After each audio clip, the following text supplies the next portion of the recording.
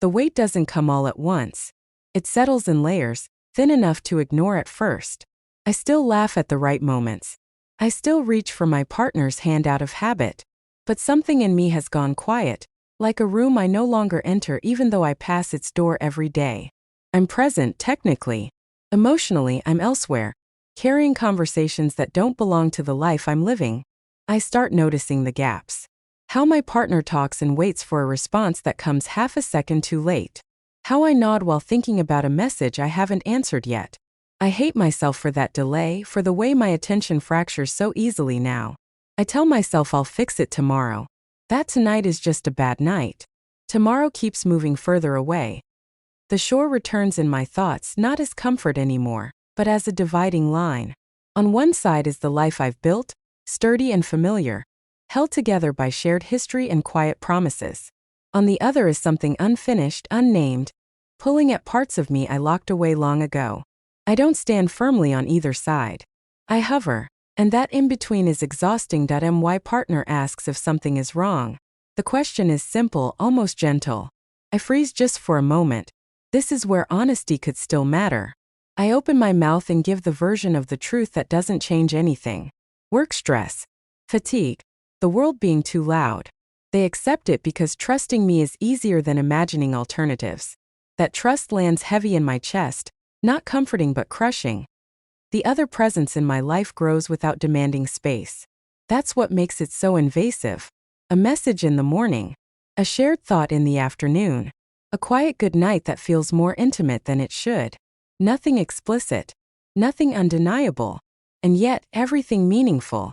I find myself editing stories depending on who I'm talking to, shaping myself into two versions that never meet. The effort of it drains me tonight.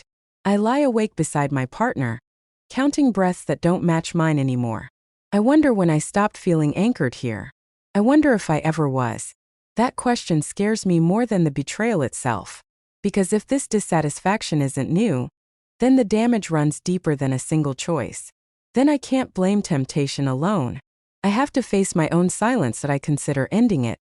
Ending the conversations, stepping back, choosing clarity over comfort. The thought brings relief for about a second before panic replaces it. The idea of losing that understanding, that reflection of myself, feels like another kind of erasure. I realize then how dependent I've become on being seen by someone who isn't my partner.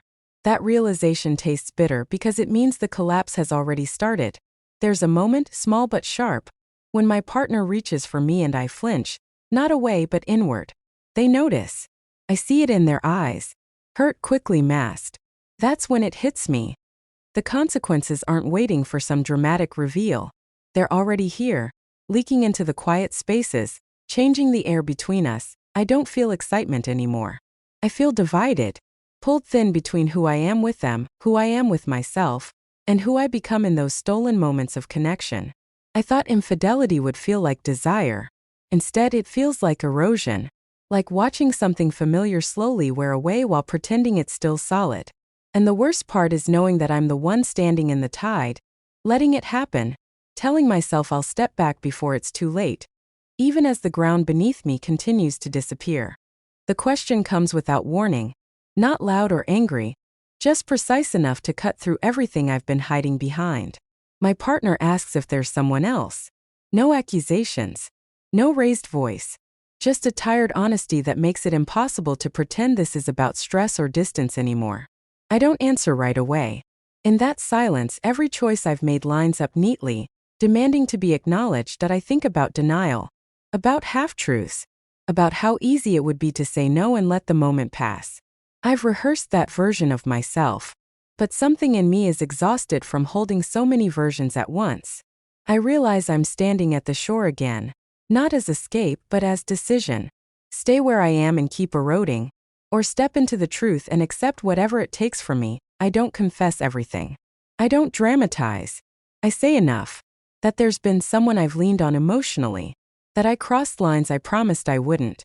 That I didn't plan for it but I didn't stop it either. Each word feels heavy but also clean. Like setting something down after carrying it too long. My partner listens without interrupting. That silence is worse than anger would have been. What follows isn't resolution. It's aftermath. Hurt sits between us, raw and undeniable. Questions I don't have good answers for. I don't ask for forgiveness because I don't know if I deserve it. I don't defend myself because every justification sounds hollow now. I simply stay present for once and let the consequences exist without trying to manage them.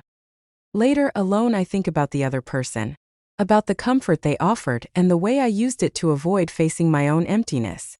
I don't blame them. This was never about being led away.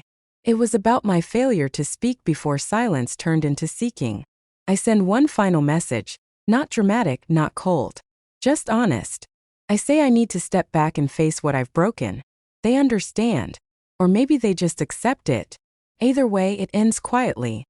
The shore appears one last time in my mind, stripped of romance. It isn't a place that promises happiness. It's a boundary. A reminder that some crossings change you whether you mean them to or not. I didn't reach it to be saved. I reached it to see myself clearly, and that clarity costs more than I expected. I don't know what happens next. Rebuilding isn't guaranteed. Neither is leaving. What I do know is that I can't live split anymore. Whatever path I take has to be whole, even if it's painful. Infidelity taught me that avoiding truth doesn't protect anyone. It just delays the damage until it's harder to repair. I sit with that knowledge, without excuses, without rushing to soften it. This isn't a redemption story. It's an acknowledgement of desire, of fear, of the quiet ways we betray others long before we admit we're betraying ourselves. The shore doesn't call to me now. It simply exists, marking where I stopped running and finally chose to stand still, facing the consequences of my own reflection.